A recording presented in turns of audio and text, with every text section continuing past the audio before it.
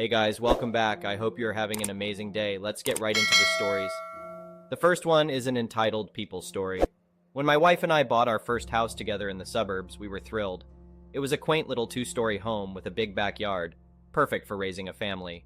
And the neighborhood seemed idyllic too, with kids riding bikes down tree-lined streets and neighbors chatting over white picket fences. For the first few months, it was everything we had dreamed of. That is until Helen moved in down the street and became president of the Homeowners Association.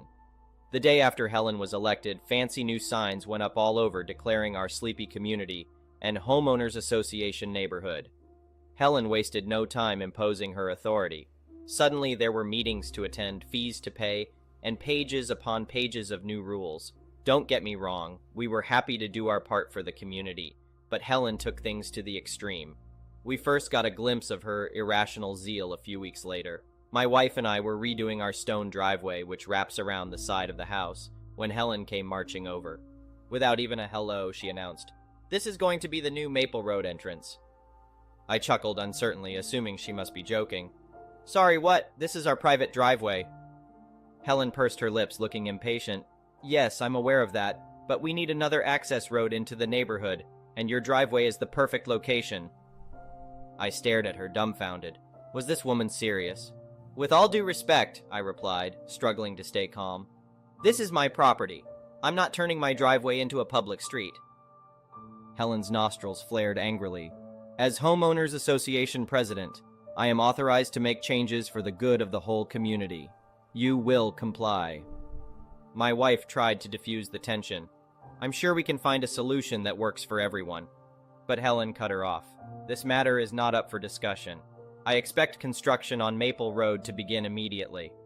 And with that, she turned and marched off. My wife and I just shook our heads in disbelief. Who did this lady think she was? Unfortunately, this was only the beginning of Helen's crusade against us. Over the next few weeks, Helen became consumed with her vision for Maple Road. She had a huge gilded sign installed at the end of our driveway announcing the road name. She drew up elaborate plans to widen the pavement and install speed bumps. She even redirected traffic onto the new road against our wishes. Her coup de grace was posting a surveyor at the foot of our driveway to track traffic for city planning purposes. No matter how reasonably we objected, Helen refused to back down. "This is Homeowners Association property now," she would declare smugly. All homeowners agreed to allow easements when they joined. No such agreement existed, of course, and Helen provided no compensation for commandeering our driveway, but she gleefully flaunted her self-appointed power at every turn. The final straw came early one Saturday when I opened my door to find a crew of construction workers ready to start jackhammering the driveway. Helen stood nearby, grinning victoriously. When I angrily confronted her, she dismissed my concerns as a necessary sacrifice for the community. Well, this mama bear had had enough. I ordered the crew to leave immediately before I called the police. Then I let Helen know in no uncertain terms that if she set foot on my property again, she would be arrested for trespassing. "How dare you!" she sputtered. "I'll see you fined and evicted for this." I had to laugh. "On what grounds? This is my land. You have zero authority here." For once, Helen had no snappy retort. She simply scowled and marched off, yelling vaguely about lawsuits and revenge. Unfortunately, Helen's thirst for retaliation was not easily quenched. Over the next few weeks, she slapped us with petty citations for the most minor infractions. Bushes allegedly too tall, a mailbox painted the wrong color, etc. She even tried to have our cars towed from the end of our own driveway. Thankfully, I had had the foresight to install security cameras weeks earlier. We now had video evidence of Helen's outrageous behavior. When she realized I was documenting her harassment, she quickly backed off on the bogus citations.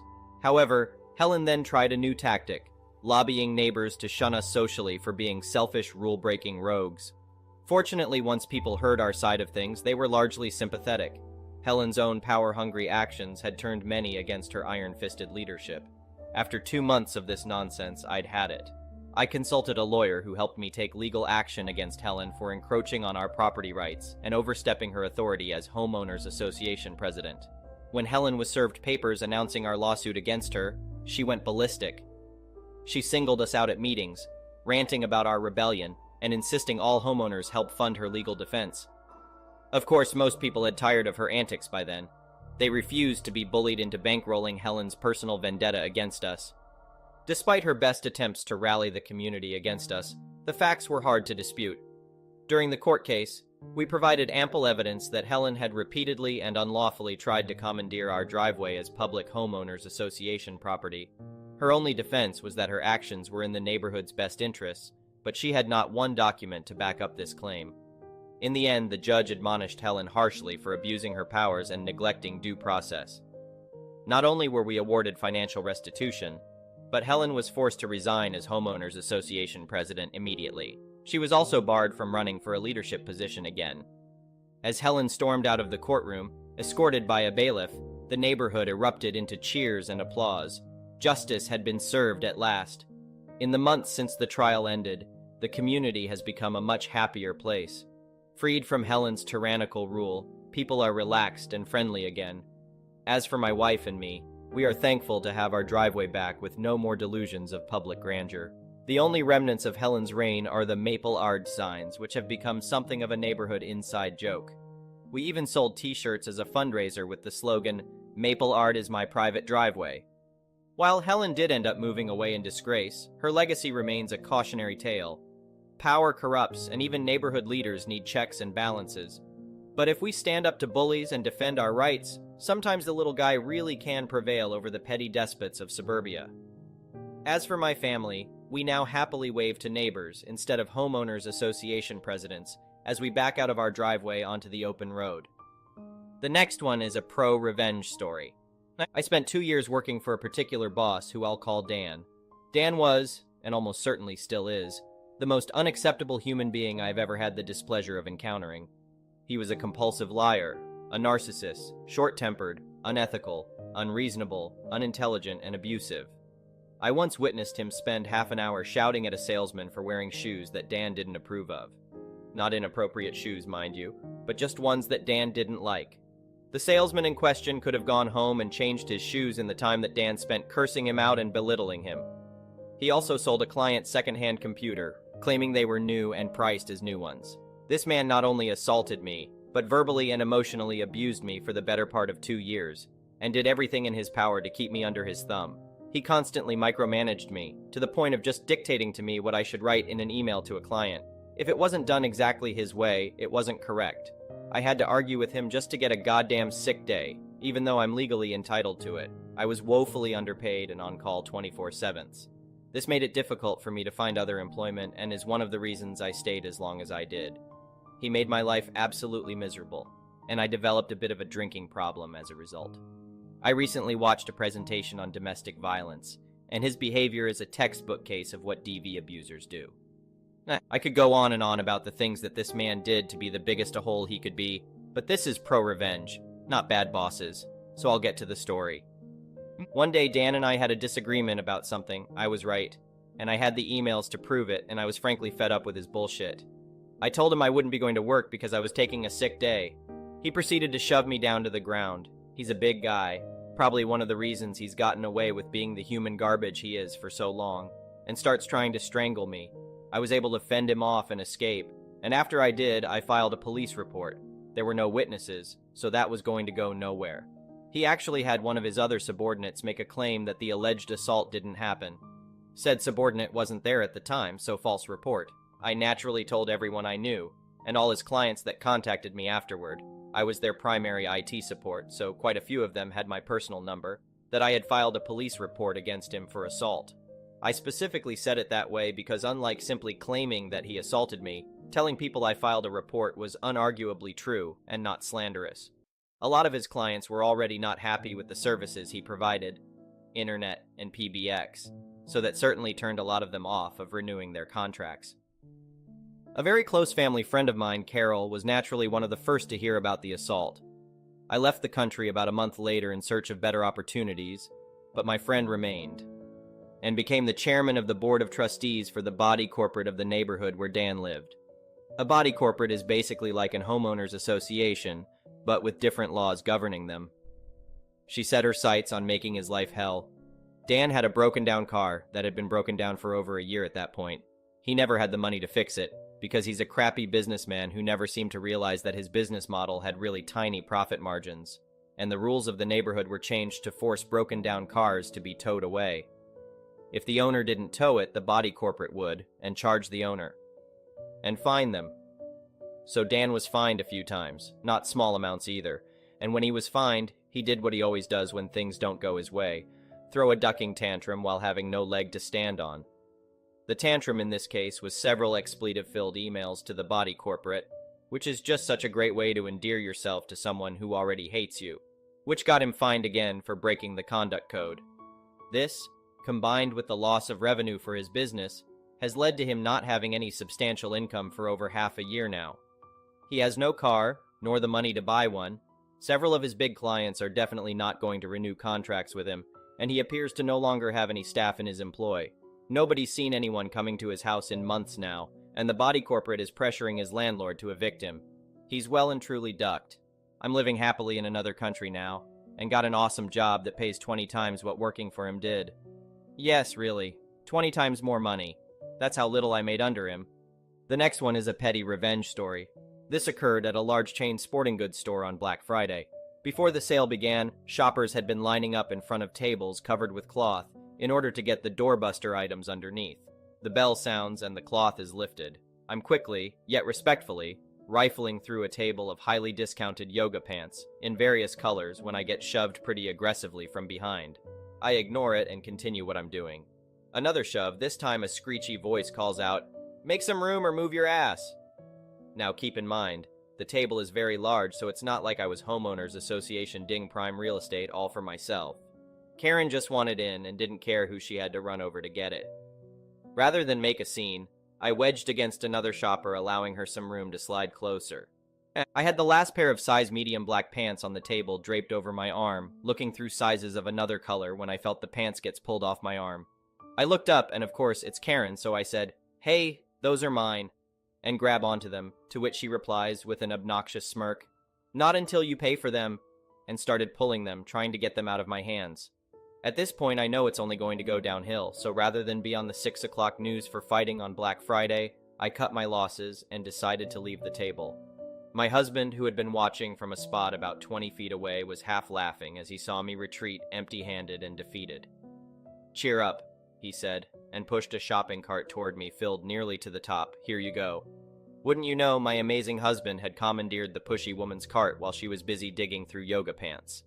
We smiled at each other, and I happily rolled her cart and all her other Black Friday finds to the other end of the store, then turned her purse into customer service on my way out of the door. The next one is a malicious compliance story. I am a secretary for a medical facility that funds other medical institutions. I am also responsible for their travel to conventions and conferences.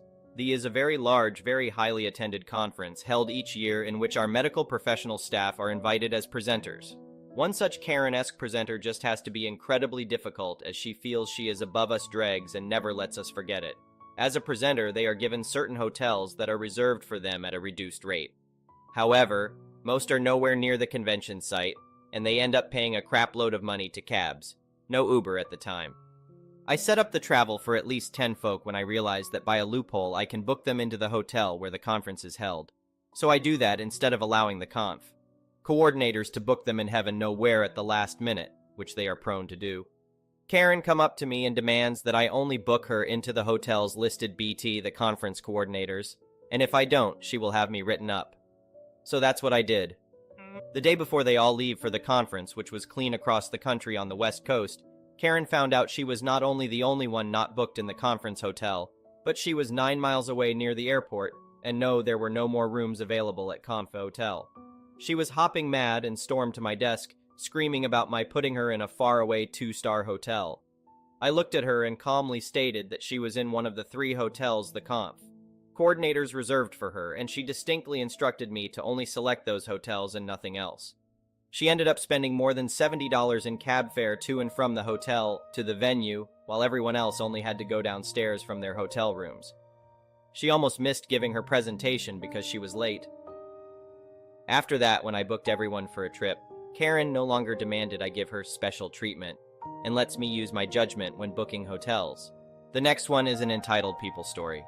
This was at the beginning of the pandemic, just before countries were beginning their lockdowns. The wife and I were visiting our families in our country of birth, and had to rush back to our home country. The airline had canceled our pre-booked flights and rerouted us via 3 other flights across various countries. This also meant that the seats we'd booked wouldn't be the ones we'd be getting. To say it was a nightmare of a journey wouldn't be an exaggeration. While the first flight was barely 3 hours, the second flight was 9 hours of being wedged between people in the center row after a 10-hour layover, with just another 15 hours until we reached home, 5-hour layover plus the final 10-hour flight. We tried our best to just suck it up in spite of not having slept for over a day. Our luck turned for the better on the final flight as we were assigned a window and middle seat. Seating configuration was 343. Upon boarding, we realized that the aisle seat beside mine was unoccupied. Overjoyed, I took the aisle seat while my wife took the window seat. We were barely able to keep our eyes open at this point and were looking forward to getting some sleep at last. All was going well until a mom boarded with 2 kids, M11, F7, in tow. We'd seen them at the airport and could tell this was their only flight, or at least their first. They were assigned the middle row of 4 seats between the 3 of them, just a few rows ahead of us. While putting their bags into the overhead bins, the mom was scanning the other seats and spotted the empty one between my wife and I. There was no way in hell either my wife or I were going to be seated next to some other person's child. Once the doors were closed and we were waiting to start taxi stage, her son starts loudly whining about wanting a window seat. In no time, the little brat starts crying and demanding a window seat. The passengers around them were clearly annoyed at listening to a freaking 11-year-old throw a tantrum, but were way too decent to say anything. Instead of telling her child to STFU, the mother encourages the son to go ask passengers if they'd be willing to give up their seat while turning around and looking at my wife and me. I woke my wife up to inform her of what to expect and told her to stand her ground if the lady asked. When the flight crew came by to check our seatbelts, they saw the woman standing up and told her to sit down and buckle up. We noticed her trying to say something to the attendant but could hear what was being said. Once up in the air and the seatbelt signs we turned off, the mother once again stands up to look in our direction, but I made sure not to make any eye contact. By then, the kid had settled into his seat, but the mother was adamant on looking for some sucker to give up their window seat. Her plan was to get the son to sit somewhere else while she and her daughter could lay down comfortably across the 4 seats. Since that didn't work, she chose to keep glaring at me every time she got up to go to the toilet. At one point, I smiled at her and got an even worse stare. Note to parents traveling with young kids. We get that traveling with kids isn't easy, but that doesn't mean you're entitled to have other people sacrifice their comfort to make your life easier. We all reap what we sow. The next one is an entitled parent story. For reference, I'm 17 and am in school full-time 5 days a week. I work 12, 8 on the weekends, and haven't had a day off other than for COVID leave since August. Of course, my 7-day week schedule isn't ideal, but I really appreciate the income and have grown to like my job. Last summer, I really struggled to find myself a job. I was 16, and after dropping in and emailing 40 different employers and revising my CV about 1,000,000 times, I lost all hope. My parents decided that I was old enough to support myself and cut me off financially, and stopped giving me bus money or lifts. I live in the countryside, about 20 km away from all my friends, so I spent the summer completely alone, which was really difficult for me.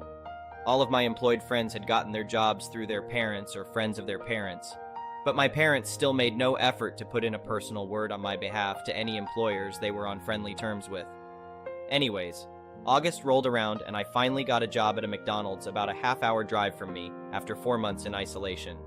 My parents immediately turned their noses up at the mention of McDonald's, but I wasn't in any position to be picky, and I'm still very grateful for the job. They have always put massive pressure on me to do well in school, and so, to please them, I've been overexerting myself for months and have a long streak of A's and B's. Unfortunately, I miss a day or 2 of school on average a month because of my period. For years, I've spent once a month paralyzed with cramps and nausea, which are 1,000,000 times worse than what any other girl I've talked to about this has ever experienced. I'm convinced I have endometriosis and have brought the subject up with my parents again and again over the years and have begged them for a hospital appointment. 4 years later, and I still haven't seen anybody about my period pains, and I still continue to miss school over it. Despite this, my parents are constantly on my back about the days that I've missed at school and yet neglect to get me any sort of help or treatment for what I'm going through. About 2 months ago, I missed a week of school because I was sure I had COVID when in actuality I just had a bad dose of tonsillitis. My parents were furious when I tested negative for COVID and nagged and argued with me about it for about another month until I actually did test positive and ended up missing another full week of school. I have since caught up on all the work I missed and I haven't broken my streak of A's and B's. Today and yesterday I stayed home from school because I've had another bout of tonsillitis, which went untreated last time and this time as well. Apparently this was the breaking point for my dad, and he called me down from my room and told me if I didn't either quit my job or drop down to 1 day a week, he was going to go into my manager's office and withdraw his parental consent himself. He blamed my illness on work and told me that it was unacceptable that I was missing school, and told me that I needed to take a day off to dedicate wholly to study. I tried to reason with him and showed him my report cards and recent test results, and told him my grades were perfect, and that I couldn't be blamed for catching COVID or tonsillitis. He shut me down and told me that my grades didn't matter because the fact remained that I was still missing school. I'm unsure what to do or how to change my dad's mind. I know a 7-day week is extreme for someone my age, but I have no other option. In order to see my friends and do nice things in the city outside of school, I need funds. In order to have funds, I need a job. My parents want me to have both a school life and a social life, but won't give me a single cent out of their pocket to get me out of my countryside jail cell. Pocket money is out of the question. I've tried to negotiate my way into making some kind of deal with them by doing good in school and doing any chores my parents ask of me, but their argument is that I shouldn't be rewarded for doing the bare minimum of what is expected of me.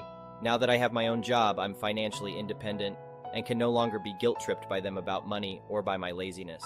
I am currently saving for a month-long holiday during the summer, and I already have deposits laid down and plane tickets bought. Still, I need to earn a little extra money to pay the entire thing off. It's my reward to myself for the effort I've put in at school and for all the hours I've worked. I really want to do something nice for myself before I hunker down and inevitably quit my job for my final year at school next year. For me, my job allows me to actually do nice things for myself and to see my friends. Quitting it or slicing my income in half is not an option. Without it, my parents have made it very clear that they would not support me or give me any kind of pocket money to get a bus to see my friends or to treat myself. I've proved to my parents time and time again that I can excel in school, take care of my physical and mental health, see my friends and simultaneously work, but they're still not satisfied. I'm very frustrated by this whole situation, as I am an only child who is fortunate to have 2 working parents who are married happily. Still, it often bothers me that I have friends with 5 siblings and a single mother who have better financial support than me. Of course, I know people's financial situations are not nearly as straightforward as that, and I don't mean to sound spoiled, but it is frustrating for me, and I wish my life could be different. What can I do? Am I being in a hole by not obeying them? Is this fair? Thank you for watching. I would really appreciate it if you could like the video and subscribe to our channel if you haven't already. We'll see you again tomorrow.